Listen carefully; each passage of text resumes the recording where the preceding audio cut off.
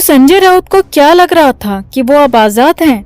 वो ईडी के चंगुल से पूरी तरह निकल चुके हैं और संगीन आरोप लेकर खुली हवा में सांस लेना इतना आसान है? तो ऐसा बिल्कुल भी नहीं है, क्योंकि अब बॉम्बे हाईकोर्ट से जो खबर आ रही है उसने संजय राउत को कहीं का नहीं छोड़ा। और ये खबर संजय राउत के लिए जितना ज्यादा बड़ा झटका है, उससे ज्यादा बड़ी खुशखबरी ईडी के लिए है, क्योंकि ईडी लगातार कोशिश कर रही थी कि कैसे भी संजय राउत को मिली जमानत रद्द हो जाए। और अब वो दिन आ गया है। कोर्ट ने तारीख का ऐलान कर दिया है। इस तारीख को संजय राउत को सबसे बड़ा झटका लगेगा। तो बड़बोले संजय राउत की दोबारा जेल यात्रा शुरू होने वाली है। अब इस खबर से जुड़ी सारी अपडेट आपको दिखाते हैं। आप भी वीडियो को लाइक और शेयर कर अपना प्यार और सपोर्ट दिखाएं। और क्या संजय राउत को दोबारा जेल होनी चाहिए, इस पर बॉम्बे हाईकोर्ट का क्या फैसला आना चाहिए, कमेंट में से लेकर आप भी अपनी बात अपनी राय जरूर रखें। चैनल के साथ जुड़कर चैनल को सब्सक्राइब कर हमारी आवाज बने। तो जब से संजय राउत जेल से बाहर निकले हैं, धमा चौकड़ी मचा रखी है। जैसे एक बंदर पिंजरे से निकलकर एक पेड़ से दूसरे, दूसरे से तीसरे और चौथे, और न जाने कितने ही पेड़ों पर छलांग लगाता रहता है। ठीक उसी तरह संजय राउत भी हर मामले में खूब बयानबाजी कर रहे हैं। राज्यपाल का मामला हो, दिल्ली के श्रद्धा केस का मामला हो, प्रधानमंत्री से जुड़ा कोई मसला हो, या फिर छत्रपति शिवाजी और सावरकर से जुड़ा, राउत हर मामले में बेधड़क होकर मीडिया के सामने बोल रहे हैं। हाल ही में संजय राउत ने film the Kashmir files controversy पर खूब बयान दिए। मगर राउत की यह आजादी जल्दी खत्म होने वाली है, क्योंकि अब सीधे बॉम्बे हाईकोर्ट से डंडा हुआ है, जिसके बाद न सिर्फ संजय राउत बल्कि सह आरोपी प्रवीण राउत की भी मुश्किलें बढ़ गई हैं। दरअसल बॉम्बे हाईकोर्ट ने धन शोधन मामले में बड़ा फरमान सुनाया है। कोर्ट ने ईडी की उस याचिका को स्वीकार कर लिया है जिसमें ईडी ने धन शोधन के आरोपी सांसद संजय राउत की जमानत को रद्द करने का अनुरोध किया है। जी हां, हाई कोर्ट ने जमानत रद्द के लिए विनती करने वाली ईडी याचिका को मंजूरी दे दी है और हाई कोर्ट ने 12 दिसंबर को इस याचिका पर सुनवाई के लिए तारीख भी दी है। शिवसेना नेता संजय राउत के अलावा ईडी ने सह आरोपी प्रवीण राउत की जमानत को भी चुनौती दी है और 12 दिसंबर को संजय राउत और प्रवीण राउत दोनों की ही जमानत रद्द करने वाली याचिका पर बॉम्बे हाईकोर्ट में सुनवाई होगी। यहाँ आपको बता दें कि हाल ही में न्यायमूर्ति MS कार्निक की एकल पीठ ने इस मुकदमे की सुनवाई से खुद को अलग कर लिया था, जिसके बाद ईडी की ओर से पेश हुए अतिरिक्त सॉलिसिटर जनरल अनिल सिंह ने न्यायमूर्ति अनुजा प्रभुदेसाई के समक्ष याचिका लगाई और न्यायमूर्ति अनुजा प्रभुदेसाई ने ईडी की याचिका को न सिर्फ स्वीकार किया बल्कि 12 दिसंबर की तारीख सुनवाई के लिए भी दे दी।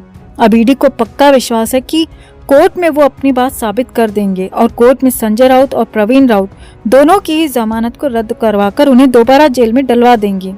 ईडी सूत्रों की माने तो उनके पास तमाम सबूत और गवाह हैं जो कि कोर्ट में ये साबित कर देंगे कि इन दोनों का ही जेल से बाहर रहना कितना खतरनाक हो सकता है। ईडी सूत्रों की माने तो ईडी को जानकारी मिली है कि संजय राउत इस केस से जुड़े गवाहों और सबूतों के साथ छेड़छाड़ करने की कोशिश कर रहे हैं और ईडी उन सभी सबूतों को कोर्ट के समक्ष पेश करने की बात भी कह रही है। यहाँ आपको बता दें कि विशेष अदालत ने 9 नवंबर को संजय राउत और प्रवीण राउत को जमानत दे दी थी। दोनों को मुंबई की गोरेगांव स्थित पात्राचौल पुनर्विकास से जुड़े धन शोधन के मामले में गिरफ्तार किया था। ईडी ने उसी दिन उच्च न्यायालय में अर्जी देकर जमानत के आदेश पर अंतरिम रोक जारी करने का अनुरोध किया था। हालांकि उच्च न्यायालय ने अंतरिम आदेश पारित करने से इनकार कर दिया था, मगर अब हाई कोर्ट ने ईडी की उस याचिका को स्वीकार कर लिया है जिसमें ईडी ने राउत की जमानत रद्द करने की मांग की है। तो अब 12 दिसंबर को हाई कोर्ट में सुनवाई होगी और सूत्रों की माने तो इसके लिए संजय राउत और प्रवीण राउत को भी पेश होना पड़ सकता है और अगर कोर्ट दोनों की जमानत को रद्द कर देती है तो हो सकता है कि ईडी दोनों को ही कोर्ट से सीधे गिरफ्तार कर ले और जेल में डाल दे। और अगर ऐसा होता है तो ये संजय राउत के लिए बहुत बड़ा झटका होगा। राउत के साथ ही उनके परिवार, सपोर्टर्स और पार्टी के लिए भी ये बेहद निराश करने वाली खबर होगी। अब देखना होगा कि 12 दिसंबर को ईडी कितनी मजबूती से अपना पक्ष रख पाती है और वहीं राउत के वकील किस तरह राउत की जमानत को जारी करने में अपना जोर लगा पाते हैं। ये सब 12 दिसंबर को बॉम्बे हाईकोर्ट में सुनवाई के दौरान देखने को मिलेगा और इस खबर से जुड़ी अपडेट हम आप तक पहुंचाते रहेंगे। आप भी वीडियो को लाइक और शेयर कर अपना प्यार और सपोर्ट जरूर दिखाएं।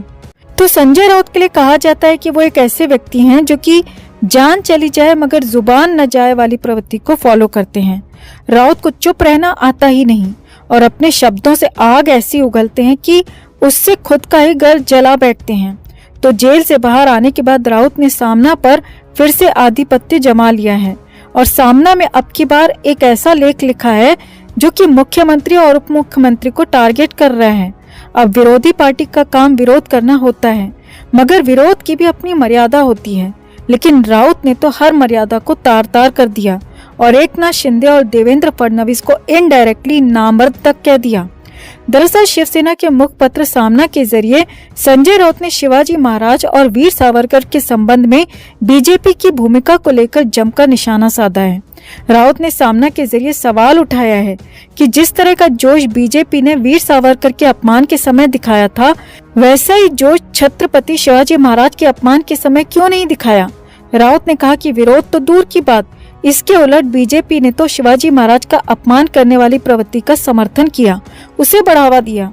संजय राउत ने सामना में आगे लिखा कि राज्य में छत्रपति शिवाजी महाराज को भुलाया जा रहा है और बीजेपी इसमें पूरा योगदान अदा कर रही है। राउत ने आगे आरोप लगाते हुए कहा कि बीजेपी चाहती है कि महाराष्ट्र को अब बिना छत्रपति शिवाजी के ही कर दिया जाए।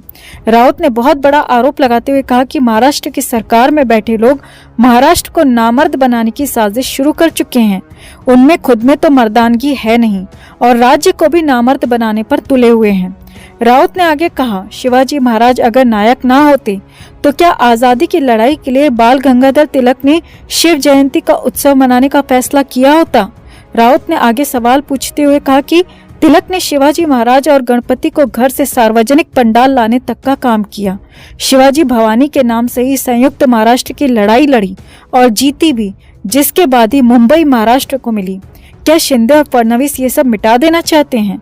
शिवाजी महाराज की बहादुरी का इतिहास खत्म कर देना चाहते हैं?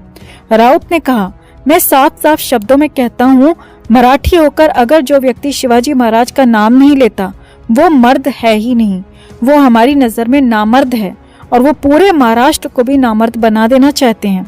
मगर हम शिवाजी महाराज की शिवसेना हैं, हम हमारे जीते जी ऐसा बिल्कुल नहीं होने देंगे। राउत ने सीएम शिंदे पर हमला करते हुए कहा कि शिवसेना पर कब्जा तो करना चाहते हो, खुद को शिव सैनिक कहते फिरते हो, तो फिर अपनी आंखों के सामने शिवाजी महाराज का अपमान कैसे होने दिया।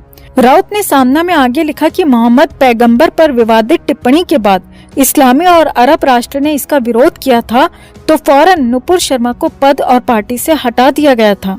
मगर शिवाजी छत्रपति का अपमान करने वालों का समर्थन किया जा रहा है। बदनामी करने वालों का बाल भी बांका नहीं हुआ, वो आज भी अपने पद पर बने हुए हैं।